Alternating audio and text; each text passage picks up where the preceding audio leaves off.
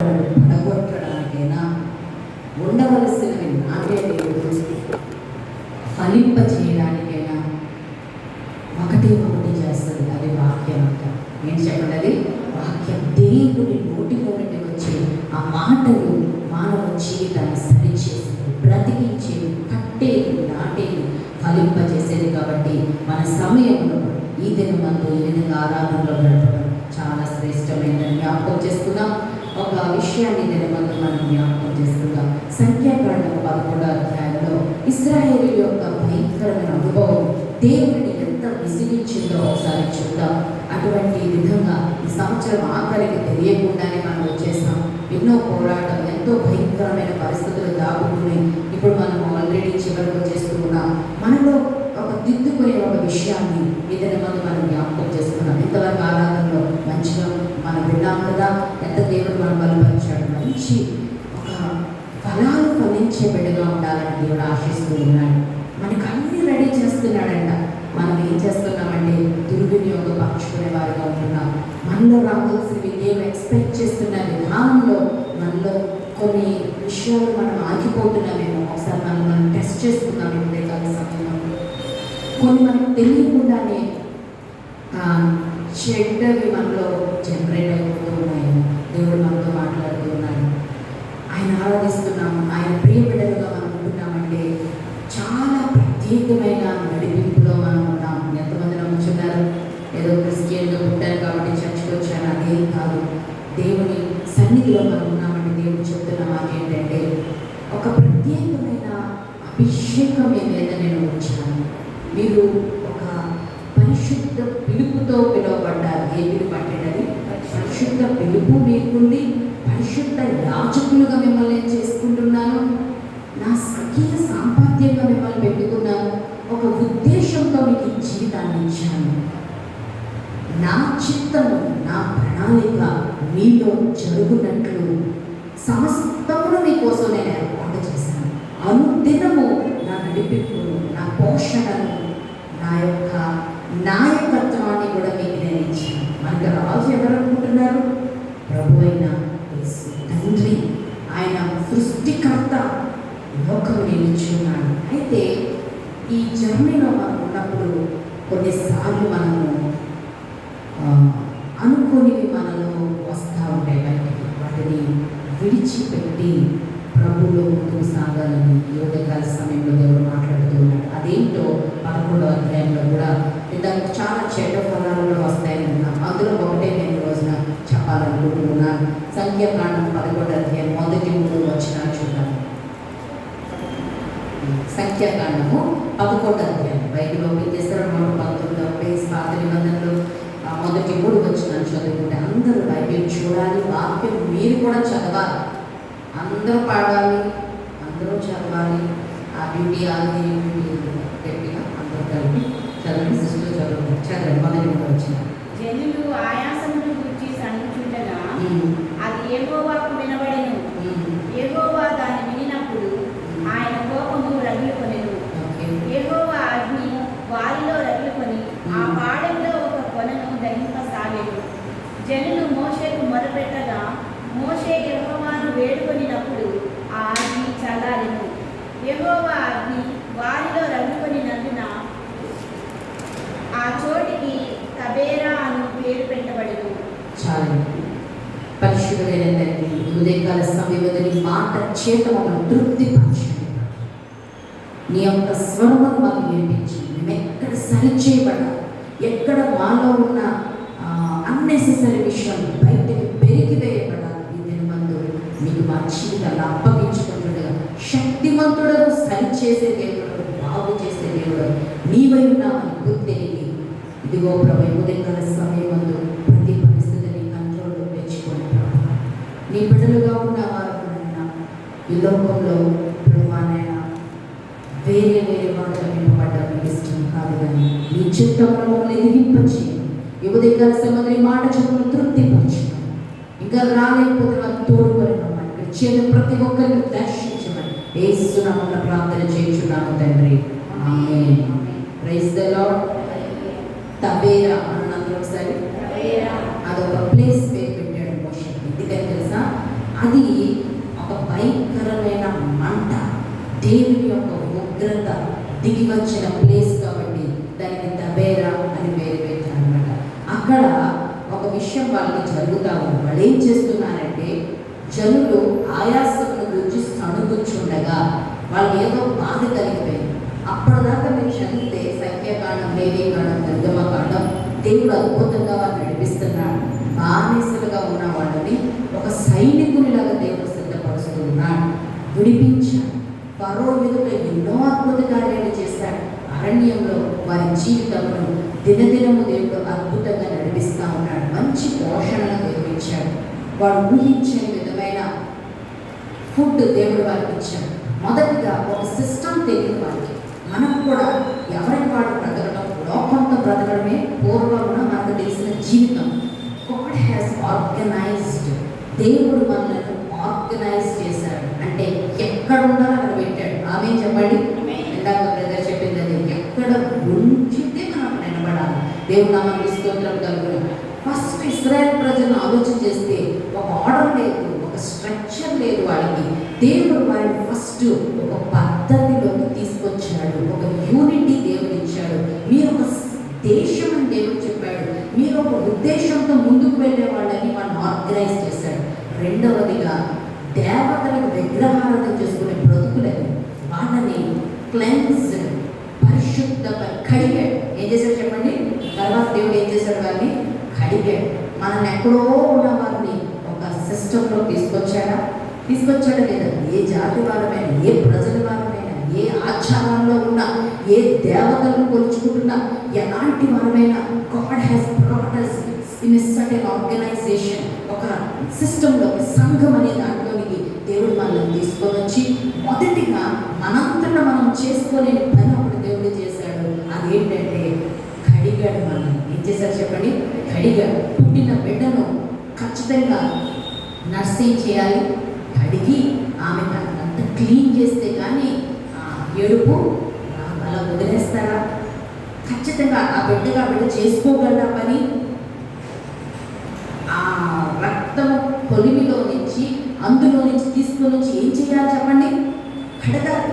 ఒక సర్వెంట్స్ మనకు అవసరం. పుట్టినప్పటి నుంచే మనం ఆధారపడడం అనేది చూడండి, మన జీవితం యొక్క నైజం మీరు ఒకసారి ఆలోచన చేస్తే అలాంటి నూతన జన్మను మనం జన్మిస్తున్నాం అనుకుంటున్నాం. కానీ ఆయన మనల్ని కడిగి ఒక పసిబిడ్డను ఎలా కేర్ చేయాలో అలాంటి ఇశ్రాయేలు ప్రజలను ఆయన చూసుకుంటా వచ్చాడు. ఈ రోజున మనలను కూడా అలానే చూస్తా ఉన్నాడు. ఎంతమంది నమ్మొచ్చారు? ఒకసారి ఆమె చెప్పండి. మన పూర్వస్థితిని మర్చిపోతాడు. చాలా మంది ఈరోజు సొనుగుడు, గొనుగుడు, దేవుని దగ్గర అసంతృప్తి ఎందుకు కనిపిస్తుందంటే మనం ఎక్కడి నుంచి వచ్చామో, మనం దేవుడు ఏమేమి చేశాడో మనం మర్చిపోతున్నాం. కనుకనే ఇశ్రాయేలు ప్రజల్లో జరిగింది అదే. హౌ దేవర్ ఆర్గనైజ్డ్ అనేది మర్చిపోయారు, హౌ దేవర్ క్లెన్స్డ్ అనేది మర్చిపోయారు. ఎలా పరిశుద్ధపరచబడ్డాం, ఎలా కడుగబడ్డాం, ఎలాగా నెక్స్ట్ బలులను దేవుడిచ్చి ఇలా గొర్రెపిల్లను తెచ్చుకోండి, మీ మధ్య నేను ఉంటాను, ఇదిగో మందిరం మీకోసం నేను నిర్మిస్తున్నాను మోషే ద్వారా, అక్కడ నేను మిమ్మల్ని ఎంత అపవిత్రులైపోయినా పరిశుద్ధులుగా పరిహారం పొందుకొని పాపం నుంచి విడుదల పొంది వెళ్ళొచ్చు అని వారికి ఒక ప్యూరిఫికేషన్, శాంటిఫికేషన్ అంటారు, లేకపోతే పరిశుద్ధపరచబడే నియమాన్ని కూడా దేవుడు లేవియ కాండంలో ఏర్పాటు చేశాడు. దేవుడు నామానికి స్తోత్రం చెప్పండి. తరువాత వారు అందరిలాగా కాదు, గాడ్ హ్యాస్ సెపరేటెడ్. చూడండి, అనుభవాలు మనలో జరగాలి. దేవుడు ప్రత్యేకపరిచాడు. నెక్స్ట్ ఏం చేశాడు?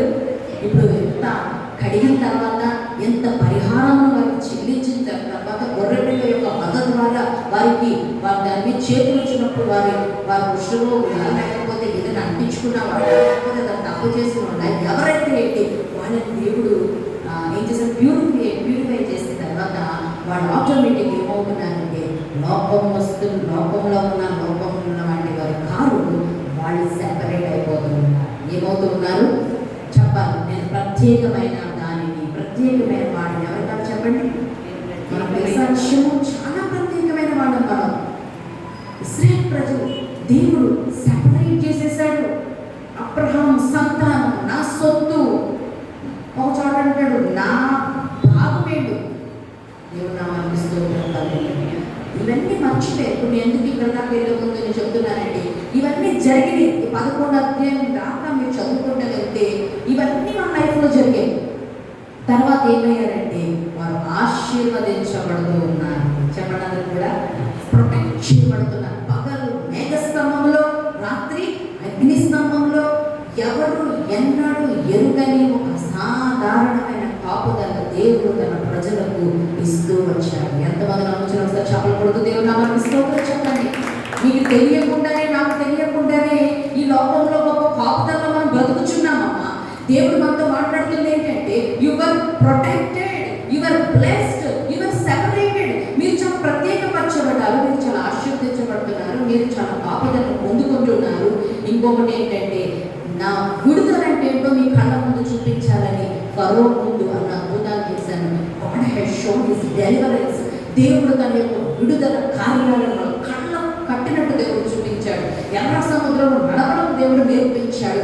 అరణ్యం చుట్టూ మూసేసింది. ఇటేమో సముద్రం నుండి వెనకాలను శత్రువు పరిగెత్తుకొని వస్తున్నాడు. అయినా బ్రతకడం కూడా దేవుడు నేర్పించాడు. అయినా ముందడుగు ధైర్యంతో వేయడం దేవుడు నేర్పించాడు. రక్షణ అంటే ఏంటో దేవుడు చూపించాడు. నేను మీకు ఇచ్చే రక్షణను ఊరక నిలిచి చూడండి అని దేవుడు మనకు అక్కడ చూపిస్తా ఉన్నాడు. ఎంత అద్భుతకరమైన దేవుడు అండి. ఇవన్నీ పొందుకున్న వాళ్ళైనా ఈ అధ్యాయం వచ్చి ఎలా అడుగుతున్నారు అనిపిస్తుంది మనకి. సేమ్ వాళ్ళంటే కాదు, ఈరోజు మనకు కూడా అంతే. కొన్ని ఉపకరణాలు కూడా దేవుడు ఇచ్చాడు. ఏం ఇచ్చాడు? టూల్స్. ఏనాడు తెలియని బలిపీఠాలు కట్టడం నేర్చుకున్నాను. ఆమె చెప్పండి. ఏనాడు తెలియని దీపస్తంభాన్ని చెక్కడం, ఆ నైపుణ్యత, ఆ అభిషేకము, కొంతమందికి లీడింగ్, అనాయింటింగ్ దేవుడు వారికి ఇచ్చాడు. సముఖపు రొట్టెల బల్లను చూశారు, మందసమును డిజైన్ చేశారు. God has given certain tools to them. వారి చేతికి కొన్ని ఉపకరణాలు ఇచ్చి వాటితో గాడ్ని యాక్సెస్ చేయడం, దేవుడిని సంధించడం దేవుడు వారికి నేర్పించాడు. దేవుడు నామానికి స్తోత్రం కలుగుగాక.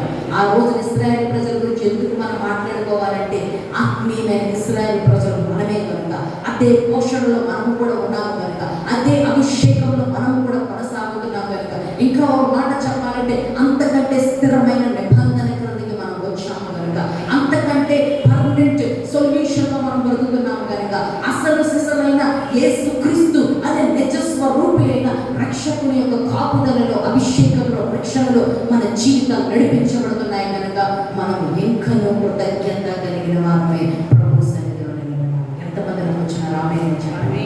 ఈ రోజున మీ బిడ్డలు ఎక్కడ చదువుకుంటూ ఉండొచ్చు, ఉద్యోగాలు చేస్తూ ఉండొచ్చు, పనులు చేసుకుంటూ ఉండవచ్చు. ప్రభునందు ప్రియమైన బిడ్డ, దేవుడితో మాట్లాడుతున్నాడు. నీ చుట్టూ అదే కంచె. అంతకంటే దేవుడు ఈ రోజున నిన్ను ఆశిస్తున్నాడు ఏంటంటే జస్ట్ థ్యాంక్స్ చెప్తామని, జస్ట్ నమ్మకంగా ఆయన కోసం జీవిస్తామని, ఆయన కోసము మన ముందు పెట్టిన గమ్యానికి మనం చేరడానికి ఇవన్నిటినీ వాడుకుంటామని, వాళ్ళకి మంచి ఉపకరణాలు ఇచ్చాడు, మంచి సైన్యంగా వారిని నక్కి పెట్టాడు దేవుడు. మగవాళ్ళు ఎంతమంది, 20 సంవత్సరాలు పైబడిన వారు ఎంతమంది, ఒకసారి ఒక్కొక్కరికి ఒక్కొక్క గోత్రానికి నేను ఒక్కొక్క సైన్యానికి అధిపతిని పెడతాను, ఎవరు ఎక్కడ నిలబడాలి, ఎవరు ఎలా నడవాలి.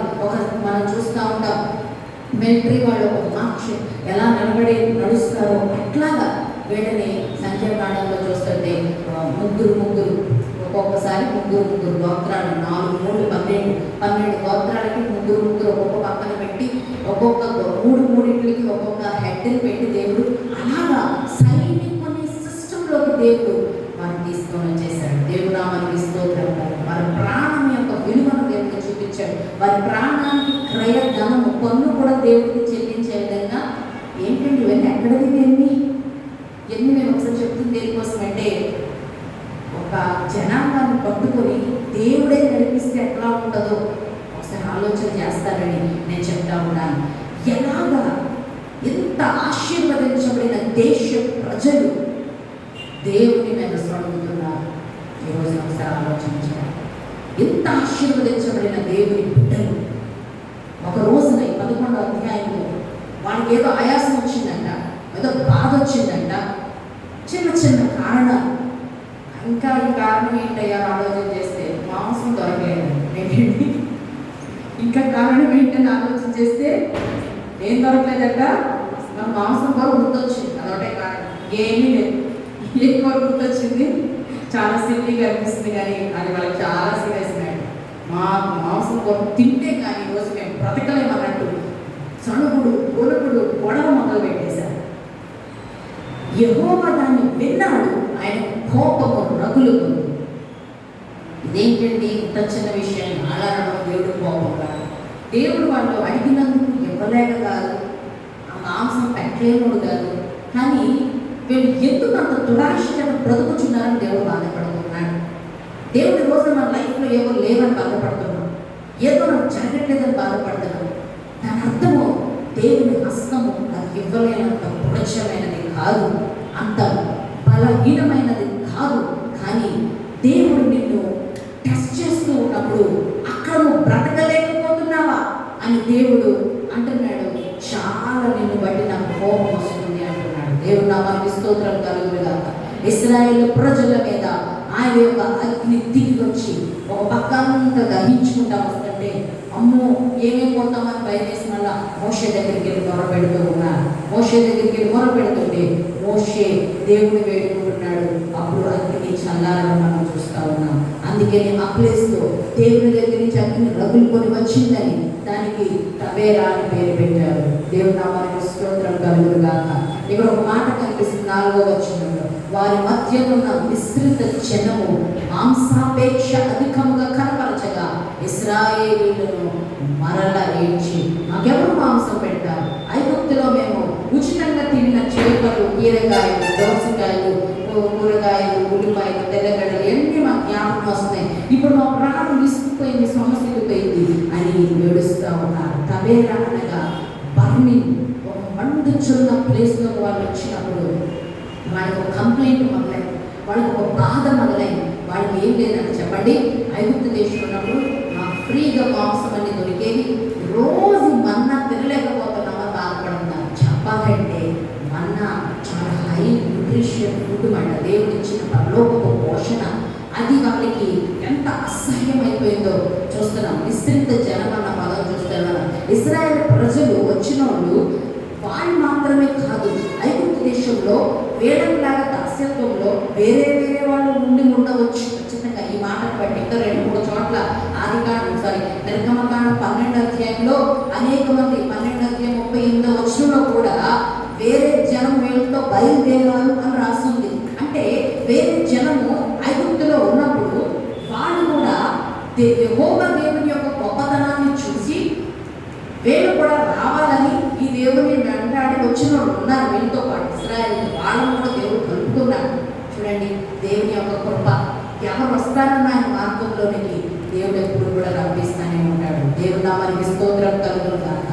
ఆత్మీయంగా ఆలోచన చేస్తే నీవెవరైనా ఎక్కడి వ్యక్తులైనా దేవుడితో మనకు రిలేషన్షిప్, జెన్యూన్ కరెక్ట్ రిలేషన్షిప్ కావాలి అని ఎవరైతే అనుకుంటారో వారికి దేవుడు మార్గాన్ని చూపిస్తాడు. ఇంకా చెప్పాలంటే యేసుక్రీస్తు 2వ రాకడలో ఒక చివరి పంటను ఆయన కోయబోతున్నాడు. లోకంలో ఒక పంటను ఆయన కోయబోతున్నప్పుడు అందులో రకరకాల మంది ఉండబోతున్నారండి. యాక్సెప్ట్ చేయగలమా? రమ్మన్నారు మనందరినీ కూడా. Praise the Lord. మత్తయి సువార్త 13వ అధ్యాయం 24వ వచనం చూడండి, ఆయన ఎంతమంది ఉండబోతున్నారు. మత్తయి సువార్త 13వ అధ్యాయం 24వ వచనం నుంచి చదువుకుంటారైతే అక్కడ మరే ఉపమానము వారితో చెప్పాను, ఏమనగా పరలోక రాజ్యము తన పొలములో మంచి విత్తనము విత్తిన ఒక మనిషిని పోలి ఉన్నది. 36 అప్పుడు ఆయన జనసమూహములను పంపివేసి ఇంటిలోనికి వెళ్ళగా ఆయన శిష్యులు ఆయన ఎదురు వచ్చి పొలములోని గురుగులను గుర్చిన ఉపమాన భావము మాకు తెలియజెప్పమని. గురుగులు ఉంటాయి, గోధుమలు, గుడ్ పీపుల్ ఉంటారు, బ్యాడ్ పీపుల్. ఈ విస్తృత జనం ఉండడం వలన ఆ మాంసాపేక్ష వాళ్ళకి ఎక్కువ ఉన్నందున వీళ్ళకు కూడా అంటుకుందన్నమాట. అర్థమైందండి? గురుగులు ఉంటాయి, గోధుమలు ఉంటాయి. ఇది పరలోక రాజ్యంలో మనతో పాటు వేరే అపేక్షలు కలిగిన మనుషులు కూడా దేవుని రాజ్యంలోకి వచ్చే అవకాశం ఉన్నది. వాళ్ళని బట్టి మన యొక్క నిర్ణయాలు, అపేక్షలు మారిపోకూడదు అని దేవుడు ఇక్కడ మాట్లాడుతున్నాడు. ప్రతి ఒక్కరికి శోధన వస్తాయి. ఇశ్రాయేలు ప్రజలు ఎందుకు సొడుగుతున్నారు? ఈ మిశ్రిత జనము మాంసాపేక్ష అధికంగా ఉండడం వలన వీళ్ళకు అంటుకొని వీళ్ళందరూ కలిపి అంటున్నారు కదా, ఆ మన్నా ఎలా ఉంది అలా ఉంది, మేము ఎట్లా ఉంటామని చెప్పి 10వ వచనంలో జనులు తమ తమ జనులు తమ తమ కుటుంబంలో ఎవరి గుడారపు ద్వారం వద్ద వారు ఏడవగా దేనికోసం ఏడుస్తున్నారండి? మాకెవరు మాంసం ఇస్తారు, మేము ఎప్పుడు తింటాము? ఎవరి గుడారపు దగ్గర వారు ఏం చేస్తున్నారు? ఏడుస్తున్నారంట. మోషే విని యెహోవా కోపము బహుగా రగులుకొని వారు ఏడ్చుట మోషే దృష్టికి చెడ్డ. దేవుడు కోపం రావడమే కాదు, మోషే కూడా అసలు ఏమీ, మోషే దేవుడు నిర్ణయించిన ఒక గొప్ప నాయకుడు. అతనికి ఎలా ఉందంటే వీళ్ళు కన్నా బట్టలా కనిపిస్తున్నారండి. ఎలా కనిపిస్తున్నారు? నాయకుడికి జనాలు ఎలా ఉంటారో తెలుసా? ఎవరో జనాలు ఎలా అనుకుంటారో తెలియదు, కానీ నడిపించే నాయకుడికి వీళ్ళు పీపుల్, వీళ్ళు మన బిడ్డలు అన్న ఫీలింగ్ ఉంటుంది. కానీ అది అంత ఈజీగా అర్థం అవ్వడం. ఇక్కడ మోషే బాగా చూసినప్పుడు అది అర్థమవుతుంది నాకు. నేను స్టడీ చేసినప్పుడు కాగా మోషే యెహోవాతో అంటాడు, నీ వేళ నీ సేవకులు బాధిస్తున్నావు, వీళ్ళు నా మాట వినట్లేదు. నా మీద నీ కటాక్షం ఉంటే వీళ్ళందరి భావం నా మీద నువ్వు పెట్టకు. నేను ఈ సర్వ సమాజంలో గర్భం ధరించానా? ఎన్ని అంటే ఆ కోపంలో అతను ఎన్ని మాటలు మాట్లాడతాడు చూడండి. నేనే వీరిని కంటినా పాలించి పెంచాడు తండ్రి, పసిపిల్లలను పోయినట్లు నేను వీరి తండ్రులకు ప్రమాణపూర్వక ఇచ్చిన దేశంలో వీరిని రొమ్మును ఎత్తుకొని కొమ్మని నాతో చెప్తున్నావు. నువ్వే తీసుకెళ్ళాలంటున్నావు. రొమ్మును ఎత్తుకొని పట్టుకెళ్ళు, ఏదో చిన్న పిల్లడు తండ్రి పట్టుకెళ్ళినట్టు తీసుకెళ్ళమంటున్నావు. అలానే నేను చూస్తాను, కానీ వీళ్ళు అలా లేవు. వీళ్ళు లెక్క లేదు. ఈ బాధ నాకు వద్దు, నువ్వు వీళ్ళు తీసుకెళ్ళమన్నా నన్ను చంపే అంటున్నాడు. ఒకే ఒక మాట ఏమంటున్నాడు అంటే ఎందుకు మనం చెప్తానండి, ఎంత బాధపడి ఉంటాయో. టీయర్స్, ఏడుపు అనేది రావచ్చు, కానీ అర్థవర్ణం లేకుండా ఏడవకూడదండి.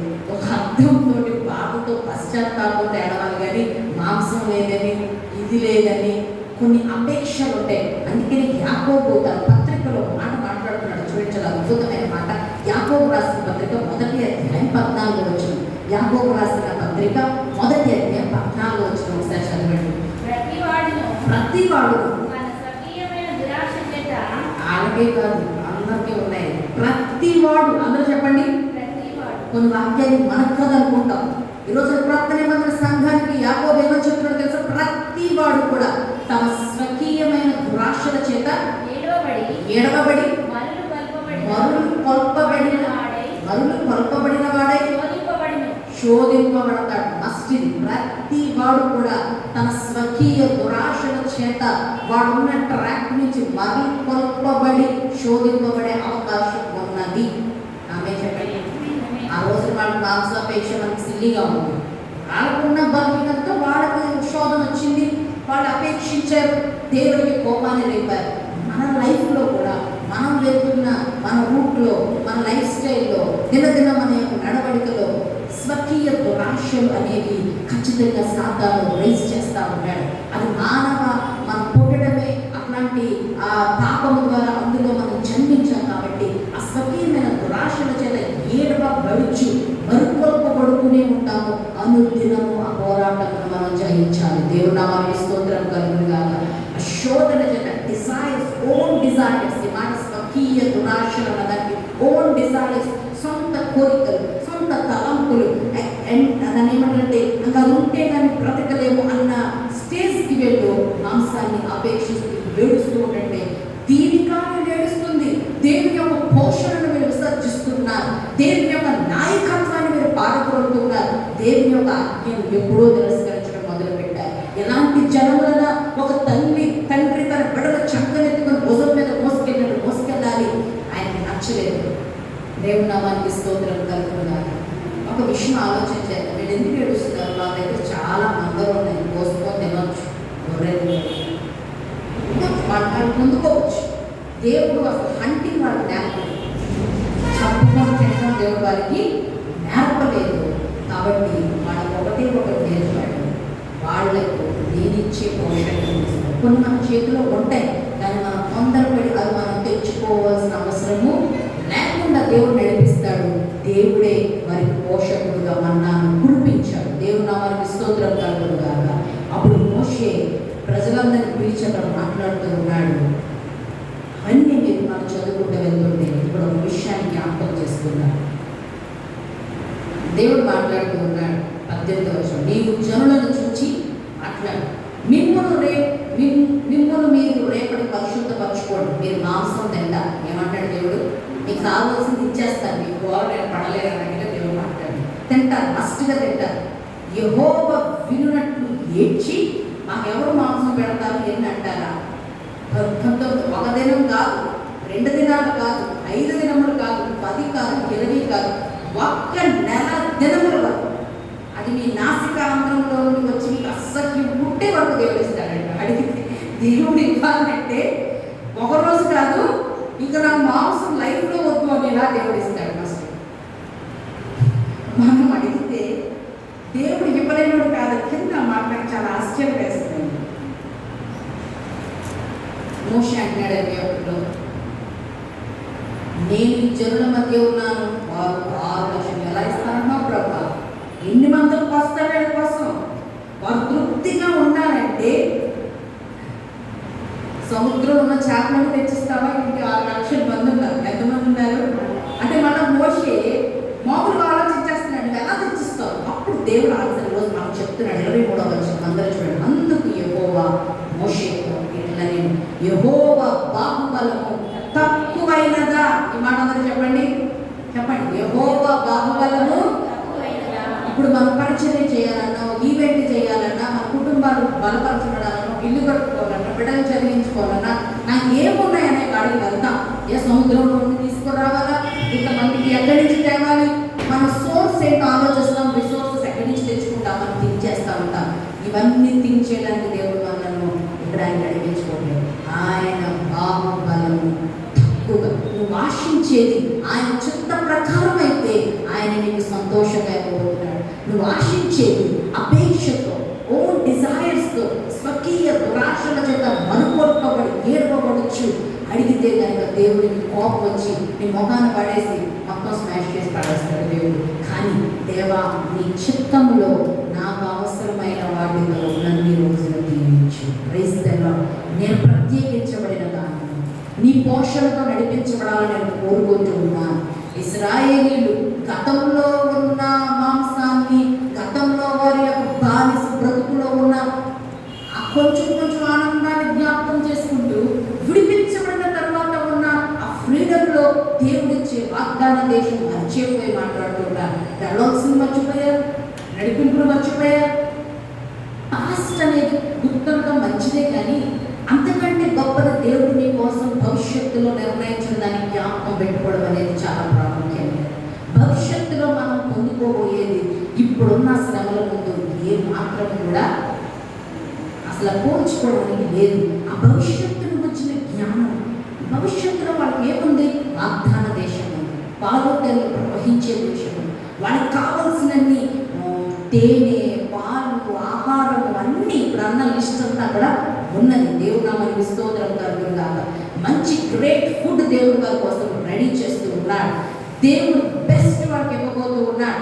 దేవుడు మన కోసం గొప్ప విషయాలు మన కోసం దాచి ఉంచితే మనం ఈ లోకంలో చిన్న చిన్న వాటి మీద ఆశ్చర్యపడి ఏడవబడుతూ ఉంటే దేవుడు అంటూ ఉన్నాడు, వాళ్ళంటారు నా తప్పేం లేదు, మన్నానే దేవుడు ఇచ్చిన ఆహారం లేదు, అన్నా తప్పేం లేదండి.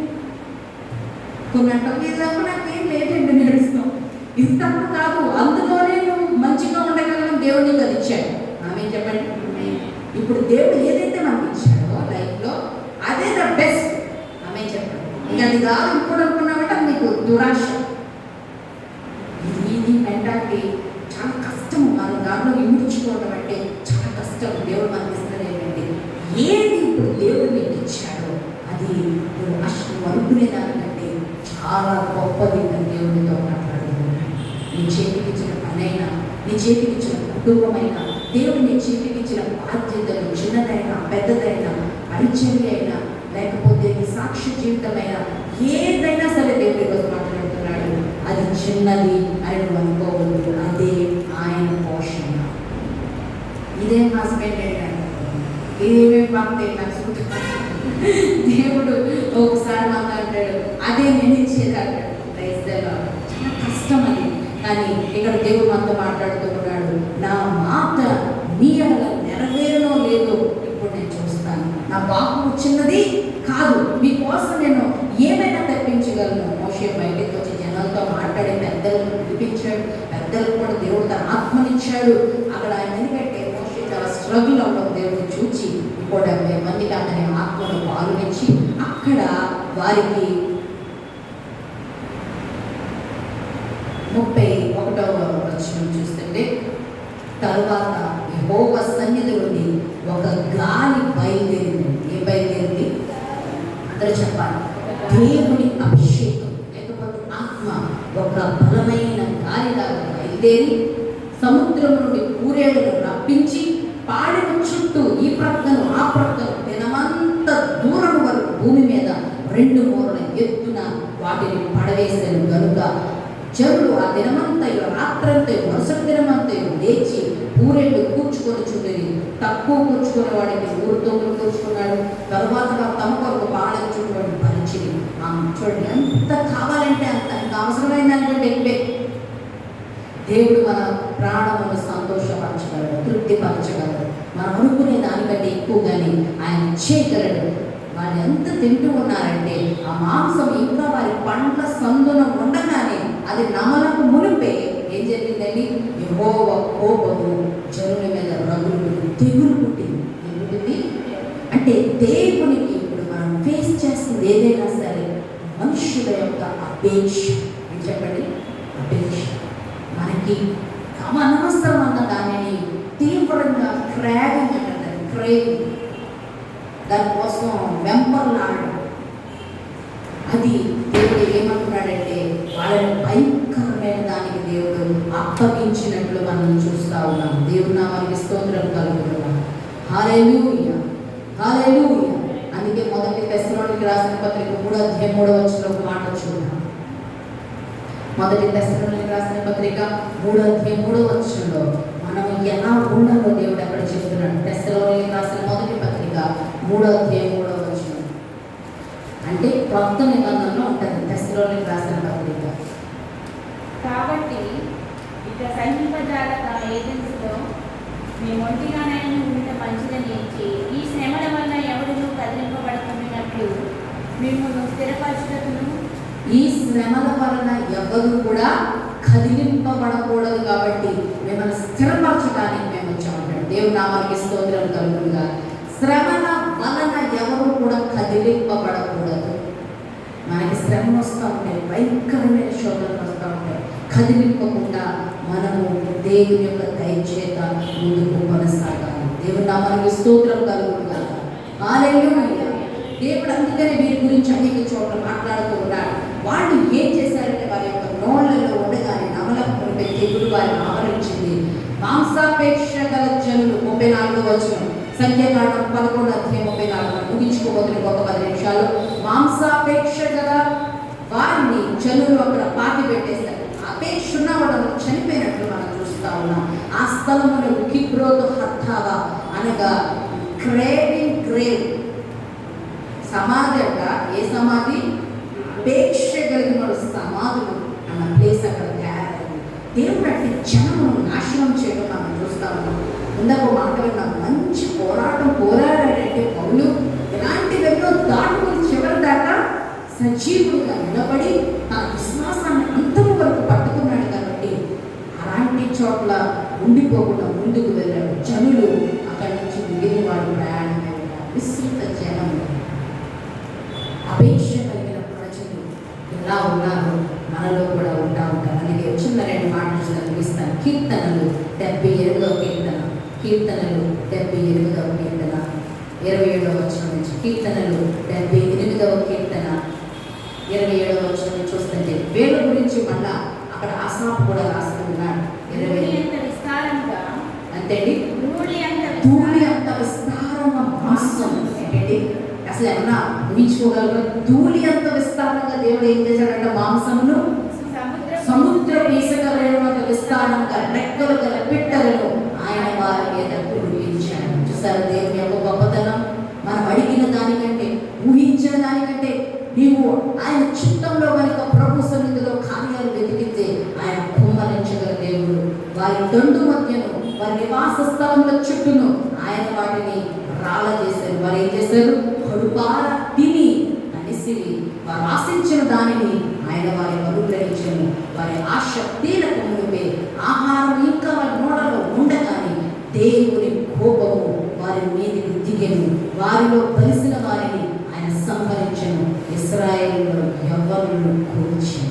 రోజున యవ్వనస్తులు కూలిపోబడ్డారు.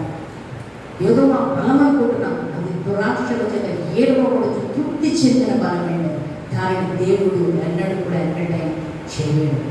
కీర్తన 106వ కీర్తన 13వ వచనం చదువుతాను. 106వ కీర్తన 13వ వచనం. అయినను వారు ఆయన కార్యములను వెంటనే మర్చిపోయారు. ఆయన ఆలోచన కొరకు కనిపెట్టుకోలేకపోయారు. అరణ్యంలో బహుగా ఆశించింది. ఏం చేస్తారు చెప్పండి? ఇది ఎక్కువ ఆశిస్తే దేవుని కార్యాలు మనకు అర్థం కావు. బహుగా ఆశించింది, ఎడారిలో దేవుని శోధించింది. వారు కోరినది ఆయన వారికి ఇచ్చారు.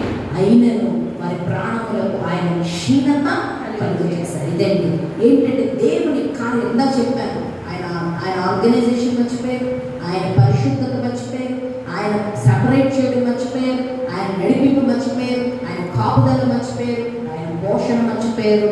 దేవుడు వారికి ఇచ్చిన నాయకుని యొక్క మంచితనం కూడా మనుషులు కూడా మర్చిపోయి మాట్లాడుతున్నారు. కాబట్టి త్వరగా మర్చిపోతాం. మనం ఏమైపోతాం? దేవుని కార్యాలు వెంటనే దేవుని కార్యాలు మర్చిపోతాయి. ఈరోజు కరోనా వచ్చిందని ఇష్టం వచ్చినట్టు మాట్లాడడం కాదు, ఇంకేదో జరిగిపోతుందని మనకేమి తెలిసినట్టు మాట్లాడడం కాదు. ఇది దేవుని బిడ్డగా చాలా గొప్పగా ఆయనకి ఇష్టమైనట్టుగా మాట్లాడాలి. దేవుని నామానికి స్తోత్రం కలుగునుగా.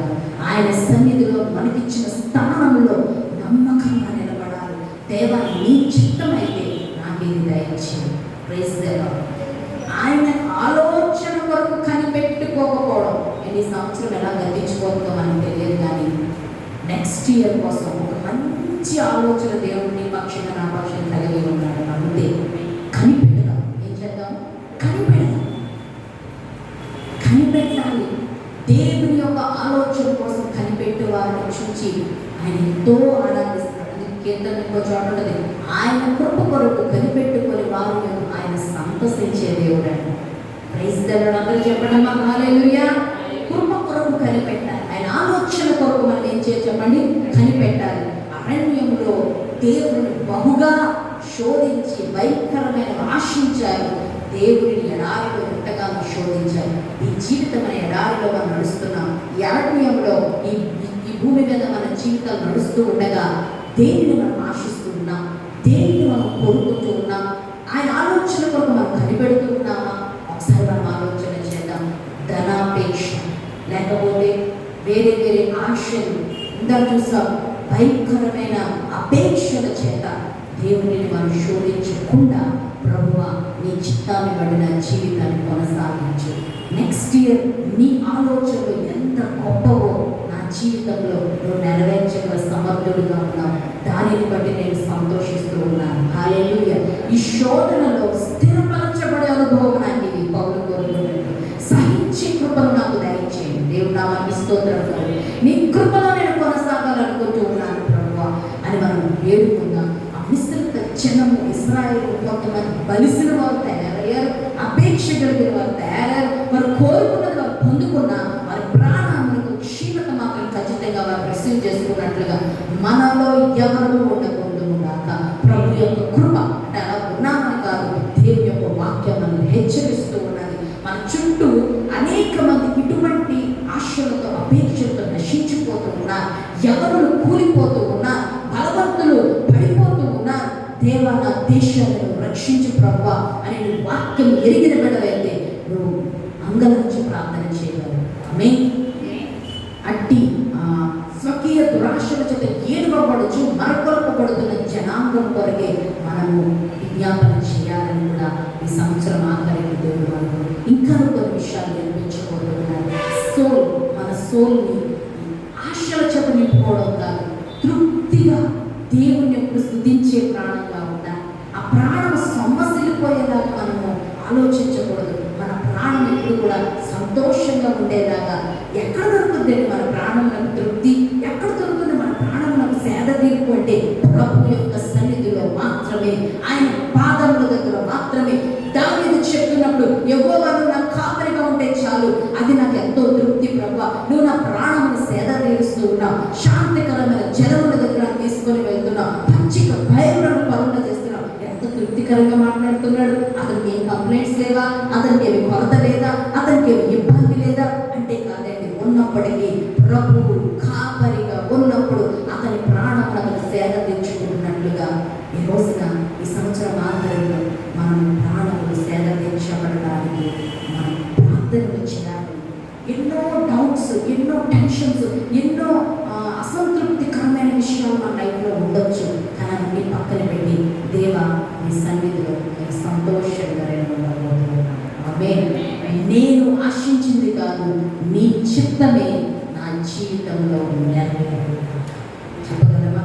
నీ ఆలోచన నేను కనిపెట్టి బిడ్డగా ఈ దినవల్ల వచ్చింది. ఇశ్రాయేలీయులు నేను విసిగించినట్టుగా, శోధించినట్లుగా, ఆశించినట్లుగా నేను ఉండకుండా నీ చిత్తంలో అని యవనస్తులు ఇక్కడ ఉన్నారు కాబట్టి చెప్తున్నాను. అడిగితే దేవుడి లైఫ్ని మీరు అనుకున్న దానికంటే చాలా బెస్ట్ ఈవులతో నింపబోతున్నాను. గట్టిగా ఆమేన్ చెప్పండి.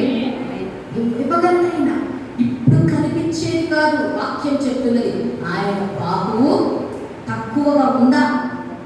ఆయన మాట మీరు జ్ఞాపకం పెట్టుకోవాలి. సంఖ్యాకాండం 11వ అధ్యాయంలో ఒక మాట మనం చూసాం కదా, యెహోవా బాహువు తక్కువైనదా. Praise the Lord. సంఖ్యాకాండం 11వ అధ్యాయం 23వ వచనం. ఈ సంవత్సరం ఎన్ని శోధనలు వచ్చినా, ఎన్ని తెగులు మన చుట్టూ ఆవరించినా, ఎకనామికల్గా, ఫినాన్షియల్గా మనం ఎంత పతనమైనా దేవుడు నీతో చెప్తూ ఉన్నాడు. ప్రియ దేవుని బిడ్డ, ఆయన బాహువు మనందరి పక్షంగా చాలా గొప్పదిగా ఉన్నది. గట్టిగా స్తోత్రం చెప్తా. ఆయన బాహువు తక్కువ కాలేదు. Praise the Lord. ఆయన హస్తము మన పైన ఉంచిన దేవుడుగా మాట్లాడుతూ ఉన్నాడు. ఆయన అద్భుతమైన పోషణ మనకు ఉండబోతుంది, నడిపింపు మనకు ఉండబోతున్నది. ఆయన కాపుదల మన చుట్టూ ఉన్నది. ఆయన నాయకత్వం, ఆయన ఇచ్చిన లీడర్షిప్ మనం గౌరవించాలి. ఆయన మనకి ఇచ్చిన పోషణను మనము మన్నా నిద్రపెట్టుకోలేని వాళ్ళు హ్యాపీగా తినిపోయి హగ్గలు పడేస్తూ ఉంటారు. ఇంకా దారుణం, ఇంకా ఎవరికైతే ఇంకా మాట్లాడతారు, ఇంకా వేస్ట్ ఫుడ్ అంటారు, తీసే అంటాడు దేవుడు. Praise the Lord. దేవుడు ఆయన పోషణతో మనం తృప్తిపరచుడు గాక. దేవుడి మాటలు గురించి కళ్ళు మూసుకున్నాం, ప్రార్థన చేస్తున్నాం. హల్లెలూయా. నడిపిస్తాడు నా దేవుడు, శ్రమలోనైనా నన్ను విడువడు. అడుగులు తడబడినా, అలసటపై పడినా, అడుగులు తడబడినా, అలసటపై పడినా, చేపట్టి వెన్ను తట్టి చక్కని ఆలోచన చెప్పి, చేపట్టి వెన్ను తట్టి చక్కని ఆలోచన చెప్పి నడిపిస్తాడు నా దేవుడు, శ్రమలోనైనా నన్ను విడువడు. అంధకారమే దారి మోసినా, నిందలే నన్ను కృంగదీసినా, అంధకారమే దారి మోసినా, నిందలే నన్ను కృంగదీసినా,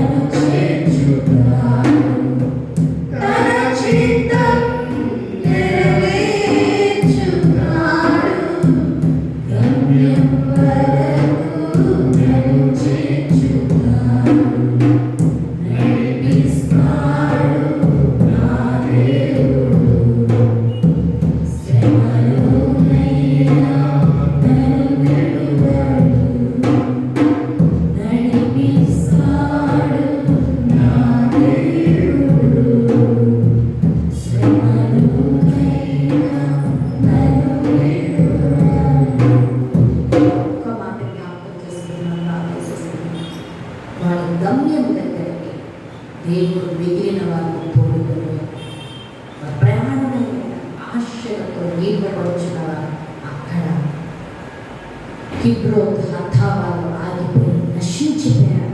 మనము ఈ సంవత్సరం దాటి ముందుకెళ్తున్నామంటే ఇది దేవుడిని ఆయన చెయ్యి పట్టుకొని నడిపిస్తూ ఉన్నాడు మనకి. ఆమేన్. క్రైస్తవ దేవా ఈ ఆశీర్వచనం మరుపులు